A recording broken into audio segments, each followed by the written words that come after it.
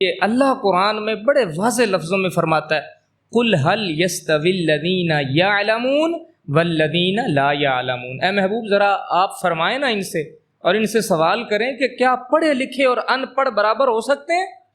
کبھی بھی نہیں برابر ہو سکتے۔ کیوں کہ جب کسی پڑھے لکھے کے پاس آپ بیٹھیں گے نا تو وہ آپ کو قرآن اور حدیث سے وہ مسائل نکال کے دکھائے گا۔ اعلیٰ حضرت نے لکھا ہے کہ ایسے شخص کے لیے پیری مریدی کرنا حرام ہے جو قرآن اور حدیث سے مسئلہ پڑھ کے اپنے مرید کو سمجھا نہیں سکتا۔ الا ماشاء اللہ کوئی پیر ہوگا جس کو یہ توفیق ہے کہ وہ قرآن کا ترجمہ اپنے مریدوں کو پڑھا سکتا ہے، ورنہ صاحب صرف اتنی بات پہ گزارا کیا جاتا ہے کہ ساڈے جڑے وڈے حضرت صاحب سن نا جی انہاں دی اے بھی کرامت سی، اے بھی کرامت سی، اے بھی کرامت سی۔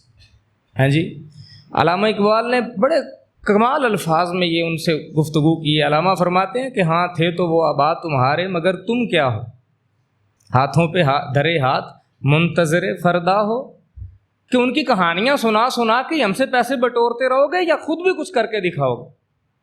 وڈے حضرت صاحب دا نہ دسو ہم سانو، وڈے حضرت صاحب آپ دے حصے دا کم کر کے چلے گئے، ہم تسی دسو تسی سانو کی دیتا؟ تو جواب یہ ہے کہ صاحب ڈھول دیا، باجے دیے، قوالیاں دی، ناچ دیا، گانا دیا، بھنگڑا دیا، اور کیا دیا؟ قدر کس شے کی کرنی ہے؟ علم کی قدر کرنی۔ قربت کس کی اختیار کرنی ہے؟ اہل علم کی قربت اختیار کرنی ہے، تاکہ آپ کو پتہ چلے کہ آپ اس کائنات میں صرف آئے نہیں ہیں، آپ کو بھیجا گیا ہے، اور جس کو بھیجا جاتا ہے اسے کسی مقصد کے لیے بھیجا جاتا ہے۔ آپ انسان ہیں، شاہکار ہیں اللہ کا، جنت میں اللہ تعالیٰ نے آپ کو بنایا ہے، زمین میں اللہ نے آپ کو بسایا ہے، آپ کو یہ راز سمجھ میں نہیں آیا؟ کیوں اللہ تعالیٰ نے اس ہڈیوں اور گوشت کے اس پتلے کو روح جیسی پاکیزہ شے دے کے اس زمین پر بھیجا؟ اللہ کا کوئی مقصد تھا؟ اگر وہ مقصد ہمیں سمجھ نہیں آیا تو پھر صاحب ہم آدمیت کے درجے تک جا ہی نہیں سکتے، انسانیت کے درجے پہ ہم جا ہی نہیں سکتے۔ وہ ہمیں کیا سمجھائے، کون سمجھائے گا؟ وہ یا قرآن سمجھائے گا یا حدیث سمجھائے گا، اور یہ صرف وہی کرے گا نا جس کو قرآن اور حدیث کا کچھ الف بے آتی ہے۔ اس لیے میں اکثر دوستوں سے یہ کہتا ہوں کہ صاحب یہ نہ دیکھو کہ سپیکر میری مرضی کا ہے یا نہیں، یہ دیکھو بات کس کی ہو رہی ہے۔ بات جب اللہ اور اس کے رسول کی ہو رہی ہے اور آپ کی زبان میں ہو رہی ہے اور آپ کو سمجھ آ رہی ہے، تو پھر اس بات کو اللہ اور اس کے رسول کی بات سمجھ کے لے لو۔ ہماری قوم کا سب سے بڑا مسئلہ پتہ ہے کیا ہے؟ آج کل کے زمانے میں ہم اللہ رسول کو سننے نہیں آتے، ہم بندے کو سننے آتے ہیں۔ جہاں سے جیسا مل رہا ہے وہاں سے وہ لے لیں، ہاں، اور اس کو قرآن اور حدیث کی کسوٹی پہ پرکھیں، اگر وہ پورا اترتا ہے تو سینے سے لگا دیں، اگر وہ قرآن اور حدیث کی خلاف ورزی میں ہے تو اس کو دیوار میں دے ماریں۔ بات کی سمجھ آئی؟ تو ہمارے گھروں کے جو مسائل ہیں ان کے اندر 90% جو قصور ہوتا ہے نا صاحب، وہ ہماری تربیت کا ہوتا ہے۔ تربیت نہیں ہے۔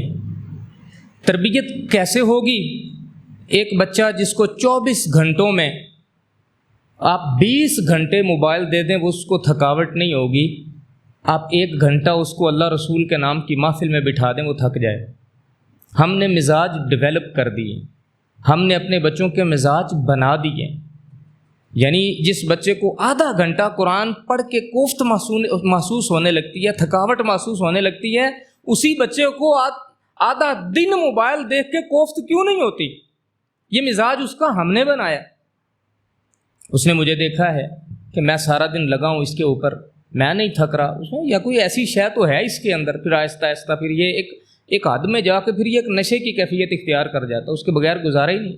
تو ہماری تربیت کے اندر کمی ہے، فقدان ہے۔ شادی بیاہ کے مسائل، نکاح کے بعد میاں بیوی کو کس طرح سے رہنا ہے، یہ پوری ایک کونسلنگ ہے۔ اس کے بغیر اگر آپ اپنے بچے کا نکاح کر دیں گے تو صاحب پھر آپ کی زندگی بھی مشکل میں پڑ جائے گی اور آپ ان بچوں کی زندگی بھی مشکل میں ڈال دیں گے، اور نتیجہ یہ ہوگا کہ خدا نخواستہ 2-4 مہینے سال گزارنے کے بعد وہ ایک دوسرے سے ایسے تنگ آ جائیں گے کہ چھوڑنے چھڑانے کی باتیں ہونے لگیں گی۔ میں اگر کسی شخص سے یہ کہوں نا کہ آپ کا بچہ اب ماشاءاللہ 20 سال کا ہو گیا تو 15-20 لاکھ روپیہ لگا کے اس کو کاروبار کر دو، تو آپ کہو گے کہ قاری صاحب اس نے کاروبار سیکھا ہی کوئی نہیں ہے، ایسے ہوا میں اڑا دوں میں 15-20 لاکھ روپے پیسے کے معاملے میں تو ہم اتنے عقل مند ہو گئے۔ لیکن دوسری طرف تصویر کا دوسرا رخ بھی تو دیکھیے نا، آپ ایک انسان کی زندگی کسی کے ہاتھ میں دے رہے ہیں۔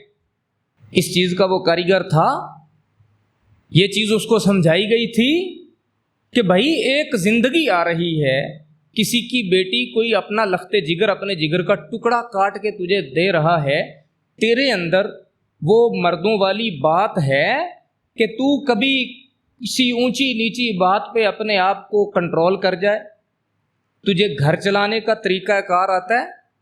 یہ ساری باتیں ہمیں سمجھانی چاہیے تھیں یا نہیں سمجھانی چاہیے؟ وہاں ہم لاغرضی میں زندگی گزارتے رہتے ہیں، بچوں کی عمریں 25-25 سال ہو جاتی ہیں، اور ہمارا فیلئر پتہ سب سے بڑا کیا ہے؟ جس دن شادی ہوتی ہے نا، اس دن ماں باپ کو یاد آتا ہے کہ ہم نے تو اس کو کچھ سمجھانا بھی تھا۔ ہاں جی، بیوی لا کے دے دی ہے اب آپ نے، اب وہ بیوی کے پاس بیٹھے یا آپ کے پاس بیٹھے، جو کام آپ کو 10 سال پہلے کرنا چاہیے تھا وہ آج آپ کو یاد آ رہا ہے۔ نتیجہ کیا نکلتا ہے؟ وہ ماں باپ کے پاس آ کے بیٹھتا ہے تو بیوی کہتی ہے پتہ نہیں میرے خلاف کان بھرے جا رہے ہیں، وہ بیوی کو ٹائم دیتا ہے تو ماں باپ سمجھتے ہیں کہ پتہ نہیں کی گٹ مٹ کر دیں انہیں۔ ہاں جی، اور گھروں کا، اور پھر دیکھیے بر صغیر کے اندر لوگوں کے جو گھروں کا رہن سہن ہے وہ بڑے عجیب قسم کا ہے۔ الیاس ستار قادری صاحب، یہ جو ہری پگڑیوں والوں کے پیر ہیں، دعوت اسلامی کے امیر، ان کی ایک بات بڑی پیاری لگی مجھے۔ انہوں نے کہا کہ میری اگر بہو میرے سامنے آ جائے، حالانکہ ان کے پوتے بہت بڑے بڑے ہو گئے، میری بہو اگر میرے سامنے آ جائے تو میں پہچان نہیں سکوں گا۔ کوئی کہہ سکتا ہے یہ بات؟ صحابہ کرام رضوان اللہ تعالی علیہم کی اجمعین کی زندگیوں کے اندر دیکھیے کتنی شکایتیں بہوؤں کی آئی ہیں رسول اللہ صلی اللہ علیہ وسلم کے پاس، آپ کو کوئی ملے گی نہیں، بہت کم۔ اس کی وجہ کیا تھی؟ والدین ذمہ داری بیٹے کی ہوتے ہیں، بہو کی نہیں ہوتے صاحب، بات کی سمجھ آئی ہے؟ بہو اگر ان کے ساتھ کوئی نیکی کر رہی ہے، اچھا سلوک کر رہی ہے تو وہ اس کا بڑا پن ہے۔ بیٹے باپ کو پانی کا گلاس بھر کے دینا شرف کی بات بہو کے لیے نہیں ہے، بیٹے کے لیے ہے۔ بہو کر رہی ہے تو احسان کر رہی، باپ کے لیے روپیہ پیسہ کما کے لانا بیٹے کے لیے شرف کی بات ہے، بہو کے لیے نہیں ہے۔ بہو اگر ان کو اس میں حصے میں شامل کرتی ہے تو اس کا احسان ہے۔ لیکن ہمارے معاشرے کا تو رواج کچھ اور ہے نا صاحب، ٹوٹل غیر اسلامی۔ ہم بہو کی صورت میں ایک نوکرانی گھر میں لے کے آتے ہیں صاحب، ہمیں یہ لگتا ہے کہ ہمیں بھی سنبھالے، ہمارے کپڑے بھی دھوئے۔ 2 سال تو کم از کم، بزرگ کہتے ہیں، علماء بڑے جو کہتے ہیں کہ 2 سال کم از کم ایک بچی کو کسی گھر میں جا کے ایڈجسٹ ہونے میں لگتے ہیں، اور آپ پہلے دن اس کے ذمہ ڈال دو، بیٹے کو ٹائم دو نہ دو، ساس کو لازمی دو۔ ہاں جی، اس کے کپڑے استری کیے ہیں یا نہیں کیے، وہ اس نے 2 ذمہ داریاں جاتے ہی اٹھا لیں، اس کے کپڑے بھی استری کر کے دینے، اس کے دفتر سے پہلے اس کا کھانا بھی تیار کرنا ہے، ساس بیمار پڑی ہے چارپائی پہ، اس کو پہلے اس کو دھونا بھی ہے، ٹھیک ہے، پھر اس کے لیے کھانا بھی بنانا ہے۔ یعنی یہ کون سا دین ہے؟ اسلام تو نہیں ہے، یہ کلچر ہے، اور یہ ظالمانہ کلچر ہے۔ یہ ذمہ داری تو بیٹے کی تھی، اس سے تقاضا ہونا تھا، اس سے اس کے گلے شکوے ہونے تھے کہ تو نے ہمیں سنبھالا نہیں۔ لیکن ہم ساری ذمہ داریاں اٹھا کے لا کے بہو پہ ڈال دیتے ہیں۔ اگر وہ کبھی کہہ دے کہ میں تھکی ہوں یا میں نہیں کر سکتی تو کہا گستاخ ہوگی، اس کو تو ماں نے کچھ سکھا کے نہیں بھیجا۔ یہ حالات ہیں، اور پتہ نہیں کتنے لوگ اس کرب کی زندگی سے گزر رہے ہیں، اور اوپر سے والدین کی طرف سے بھی آرڈر یہ ہوتے ہیں کہ پتر اس کا رون تیری لاش ہی آوے، ٹھیک ہے۔ اور بیٹی، بہت ساری بیٹیاں ایسی ہوتی ہیں جن کو شکایت کرنا بھی نہیں آتی، کچھ ہوتی ہیں جو بتا بھی دیتی ہیں، کچھ ہوتی ہیں وہ اپنا گھر بچانے کے لیے سہتی رہتی ہیں، برداشت کرتی رہتی ہیں۔ اللہ تو ہمارا مالک ہے، اللہ تو ہمارا خالق ہے، ہمیں اللہ کے لیے گردن بھی کٹوانی پڑے نا تو صاحب میں کہتا ہوں یہ سستا سودا ہے، اگر اللہ راضی ہو جائے، بڑا سستا سودا ہے۔ لیکن اس کے باوجود اللہ فرماتا ہے لا یکلف اللہ نفسا الا وسعها، اللہ کسی جان کو اس کی طاقت سے زیادہ تکلیف ڈالتا ہی نہیں. بات کی سمجھ آئی؟ جس کا حق ہے جو ڈالے تو مزے کی بات ہے، اور بندہ ہنس کے قبول بھی کرے. جب اس کا مزاج یہ ہے تو صاحب تیرا میرا مزاج کیسا ہونا چاہیے؟ کیا ہمیں یہ چیزیں ہمیں خود کو بھی سیکھنی چاہیے تھی پہلے، اور اس کے بعد یہ کاؤنسلنگ اپنے بچوں کی کرنی چاہیے. اگر آپ کا بیٹا آتا ہے اور گھر میں کوئی فروٹ لے کے آتا ہے اور سیدھا بھاگ کے وہ کمرے میں چلا جاتا ہے تو اس میں بہو کا قصور نہیں ہے، آپ نے وہ رنگ چڑھایا ہی نہیں ہے. آپ کی آنکھوں کے سامنے وہ 10 سال کا بھی ہوا، 12 سال کا بھی ہوا، 18 سال کا بھی ہوا، 22 سال کا بھی ہوا، آپ نے کبھی اسے یہ چیزیں سمجھائیں؟ آپ اس کے دل میں آپ نے گھر بنایا؟ آپ اگر پہلے اس کی اس طرح کی تربیت کرتے تو پھر رسول اللہ صلی اللہ علیہ وآلہ وسلم کی وہ حدیث نہیں ہے کہ حضور علیہ الصلوۃ والسلام فرماتے ہیں 3 بندے غار میں گئے اور غار کا منہ بند ہو گیا.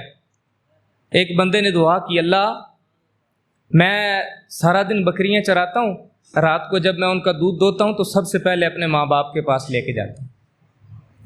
بات کی سمجھ آ رہی ہے نا؟ ہاں، یہ سب سے پہلے فرسٹ ذمہ داری ماں باپ کو رکھنا یہ بیٹے کا کام تھا، اور یہ سکھانا کس نے تھا؟ ماں اور باپ نے سکھانا ہے. لیکن صاحب ہمارے ماں باپ، ہمارے معاشرے کے لوگوں کو لگتا ہے کہ بچے کی تربیت کرنی ہی شادی کے بعد چاہیے. جس دن بہو آتی ہے 1 مہینہ نہیں گزرتا کاؤنسلنگ سٹارٹ ہو جاتی ہے اس کی. یہ تربیت جو آج سے 10 سال پہلے کرنی تھی وہ آج شروع ہو گئی. نتیجہ کیا نکلے گا؟ بچے بعض اوقات تو برداشت کر جاتے ہیں، سگے بیٹے بھی بعض اوقات آگے سے پھر بول پڑتے ہیں، اور پھر ماں باپ کو غصہ لگتا ہے، والدین خودکشیوں کی طرف چلے جاتے ہیں. آپ اندازہ کریں کہ یہ کتنی کربناک بات ہے کہ اکیلا تھا نا، ممکن ہے اکیلے میں بھی وہ کبھی گستاخی کر لیتا ہو، لیکن صاحب جس دن بہو رانی آتی ہے اس دن کے بعد بیٹا قدم باہر رکھے گا تو بہو کی وجہ سے، زبان ہلائے گا تو بھی بہو کی وجہ سے، خرچہ نہیں دے گا تو بھی بہو کی وجہ سے ہی. وہ سارے کام پھر بہو پہ ڈل جاتے ہیں. ٹھیک ہے، اور والدین کے لیے یہ الگ سے کرب ہے کہ بیٹے کو پالا ہے، پوسا ہے، بڑا کیا ہے، جوان کیا ہے، اس کو گھر والا کیا ہے. ہم نے اس لیے کیا تھا کہ ہمیں پوچھا ہی نہ. اس کرب کے اندر ایک زندگی گزر رہی ہوتی ہے صاحب، اور اس کا اندازہ صرف وہی شخص کر رہا ہوتا ہے جس کے اوپر یہ گزر رہی ہوتی. اس کی سب سے بڑی وجہ کیا ہے؟ تربیت کا فقدان ہے صاحب، تربیت کا فقدان ہے. میرے بچوں کے پاس کھوکھے پہ کھڑا ہونے کا ٹائم ہے، چوک چوراہے میں کھڑے ہونے کا ٹائم ہے، پان والی دکان پہ کھڑے ہونے کا ٹائم ہے، سنوکر کلب پہ کھڑے ہونے کا ٹائم ہے، VCR ٹیلی ویژن فلم دیکھنے کا ٹائم ہے، موبائل دیکھنے کا ٹائم ہے، دین سیکھنے کا ٹائم نہیں ہے اس کے پاس. اور باپ نے اوور ٹائم لگائے بچوں کے لیے، اور بچوں کے اوپر 1 گھنٹہ بھی نہیں لگایا. ہاں، جس نے بچے کے لیے 9 گھنٹے اوور ٹائم لگایا، اگر وہ اپنے بچے پہ 1 گھنٹہ آدھا گھنٹہ ہی چلو لگا دیتا، یار روزانہ 5 منٹ ہی دے دیتا، 5 منٹوں میں ایک رسول اللہ صلی اللہ علیہ وآلہ وسلم کی حدیث اس کو سناتا، تو آج گھر کا رنگ یہ ہوتا، گھر کا ماحول ہی کچھ اور ہوتا. اور ہمارے معاشرے کا وتیرہ بن چکا ہے کہ ہم نے علم کی محفل، خشک ترین محفلیں ہمیں لگتی ہیں، ناچ گانے ٹائپ کی محفل ہو جہاں نعت خانات پڑے، نوٹ پہ نوٹ برسائے جا رہے ہوں، یا کوئی قوالیوں کی محفل ہو، لڈیاں ڈالی جا رہی ہوں، یا کوئی گویا گانا گا رہا ہو اور اس پہ کوئی بندہ کو ڈانس ناچ کر رہا ہو. ایسی محفلوں پہ ہمارے دل بھی لگ جاتے ہیں، ہمارے ٹائم بھی ضائع نہیں ہوتے اور ہمیں کوئی پریشانی بھی نہیں ہوتی. لیکن جیسے ہی دین کے نام، اللہ اور اس کے رسول کے نام کی کوئی محفل جمتی ہے، سجتی ہے، جہاں قال اللہ اور قال الرسول پڑھ کے سنایا جانا ہے، جہاں اللہ کے فرامین پڑھ کے سنائے جانے ہیں، جہاں اللہ کے مشورے لوگوں کو بتائے جانے ہیں، اس محفل میں آتے ہوئے صاحب ہماری جان جاتی کہ کون تربیت کرے، کہاں سے تربیت ہو ہماری. ہر جگہ سے تو اسکولوں کے اندر، کالجوں کے اندر، یونیورسٹیوں کے اندر نکاح طلاق کے مسائل سکھائے جاتے ہیں بچوں کو، ان کو پڑھایا جاتا ہے کہ کس طرح سے میاں بیوی کی زندگی ہوتی ہے، بیوی کے حقوق کیا ہیں، میاں کی ذمہ داریاں کیا ہیں، بیوی کی ذمہ داریاں کیا ہیں، میاں کے حقوق کیا ہیں، ماں کے حقوق کیا ہیں، باپ کے حقوق کیا ہیں، اولاد کی ذمہ داریاں کیا ہیں. کون سکھاتا ہے؟ کوئی نہیں سکھاتا صاحب. اسلام کو، اسلامیات کو اختیاری مضمون کی حیثیت دے دی گئی، عربی کو اختیاری مضمون کی حیثیت دے دی گئی ہے. قرآن، اب کسی نے عربی رکھنی ہے تو رکھے بھائی، اپنی مرضی سے رکھے. سائنس سبجیکٹس جو ہیں وہ ہماری پرائورٹی ہیں، وہ ہماری ذمہ داری ہیں. میتھمیٹکس جو ہے وہ ہماری پرائیورٹی ہے، اس کی طرف ہماری توجہ ہے، اس کے لیے ٹیوشنز بھی ہیں، اس کے لیے علیحدہ سے لیکچر کا ٹائم بھی ہے، اور وہ کمپلسری بھی ہے۔ یعنی وہ چیزیں جو تمہاری اخلاقیات کو سدھار سکتی تھیں، جو ایک آدمی کو انسان اور بندہ خدا کا بنا سکتی تھی، وہ ساری تعلیمات تو حذف کر دی گئی ہیں تمہاری زندگیوں سے۔ سیکھو گے کہاں سے صاحب؟ آ جا کے بچتی تو یہ محفلیں، اور ان محفلوں کے اندر بھی اگر لوگوں کا رجحان نہ رہے گا تو بتاؤ تربیت ہوگی کہاں سے؟ پھر یہ ڈراموں سے، یہ فلموں سے ہی سیکھیں گے نا۔ اور پاکستانی ڈرامے تو میں بڑی معذرت کے ساتھ میں اکثر یہ کہتا ہوں، یہ گھر اجاڑنے کی مفت ٹیوشن ہے، گھر اجاڑنے کی مفت ٹیوشن ہے بچیوں۔ بھائی ایک غریب آدمی جس بچی کا باپ ٹھیلا لگاتا ہے، ڈرامہ دیکھتے دیکھتے وہ بھی کسی نہ کسی محل اور کوٹھی کا دماغ میں سوچ بنا کے بیٹھی ہوتی، اور ڈرامے نے اس کی جوانی اجاڑ دی ہوتی ہے، اس کو رشتہ ہی کوئی پسند نہیں آ رہا ہوتا، اس کے دماغ میں ایک سکیچ بیٹھا ہوا ہے، کار ہو، بنگلہ ہو، کوٹھی ہو، ایسا لائف سٹائل ہو، لگژری ہوٹلز ہوں، آؤٹنگ ہو۔ وہ کیسے کسی اپنے جیسے جس طرح کے اس کے باپ کی زندگی تھی، کسی ایسے شخص کے ساتھ وہ رشتے کے لیے کیسے راضی ہوگی بھائی؟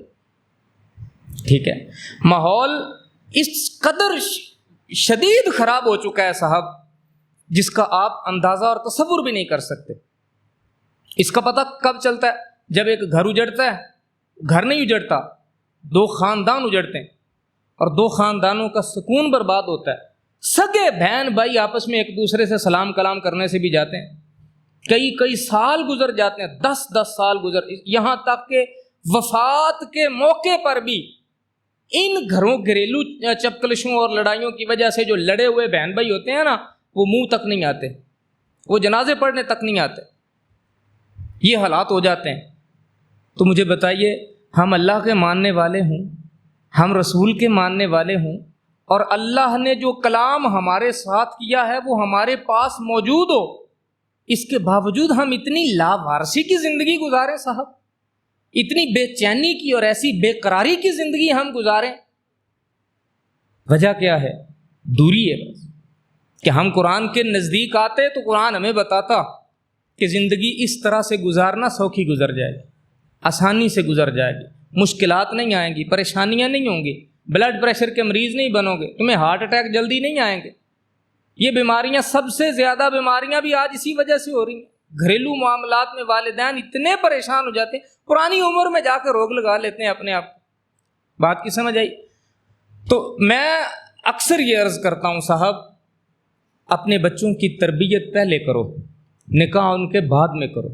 جو چیزیں آپ نے بہو کے آنے کے بعد اس کو سمجھانی ہے نا، وہ پہلے ہی لسٹ کے اوپر لکھ کے رکھ لو، وہ ساری چیزیں 1 سال پہلے اس کو سمجھا دو، سکھا دو کہ بیٹا ہم نے تجھے پیدا کیا ہے، ہمارا حق تجھ پر زیادہ ہے۔ رسول اللہ صلی اللہ علیہ وآلہ وسلم کی حدیث پڑھ کے اس کو سناؤ کہ ایک شخص نے کھڑے ہو کے عرض کی، یا رسول اللہ سب سے زیادہ حق کس کا ہے؟ تو حضور نے یہ نہیں فرمایا تیری بیوی کا یا تیرے بچوں کا، فرمایا تیرے باپ تیری ماں کا۔ دوسری بار پھر پوچھا، حضور نے فرمایا سب سے زیادہ اچھے سلوک کی حقدار تیری ماں ہے۔ تیسری بار بھی سوال ہوا تو حضور نے یہی ارشاد فرمایا، چوتھی بار فرمایا تیرا باپ ہے۔ اب یہ بات اگر آپ اس کو بہو کے آنے سے پہلے سکھاتے تو اس کو سمجھ میں آ جاتی، جب آپ بہو کے آنے کے بعد سکھائیں گے نا تو اس کے دماغ میں فٹ سے ایک خیال جائے گا کہ انہیں یہ برداشت نہیں ہوتی، پھر اس کو یہ حدیث نظر نہیں آئے گی، اس کو اس حدیث کے پیچھے ماں باپ کے دماغ کے اندر چل رہی کوئی کہانی نظر آئے، کیسے سمجھے گا پھر وہ؟ بات کی سمجھ آئی ہے؟ ہاں، باتیں ذرا ہیں تو کڑوی، لیکن صاحب حقیقت یہ ہے کہ انہی وجہوں سے ہمارے گھروں کا سکون تباہ ہوا۔ ہم نے یہ چیزیں پہلے کرنی تھی، ہم نے یہ چیزیں پہلے سکھانی تھی۔ اللہ نے، میں نے آپ کو ابھی بتایا، اللہ نے ہمیں اس طرح سمجھایا جیسے ایک ماں بچے کو بولنا سکھاتی، اتنے خوبصورت انداز میں یہ باتیں سمجھائیں۔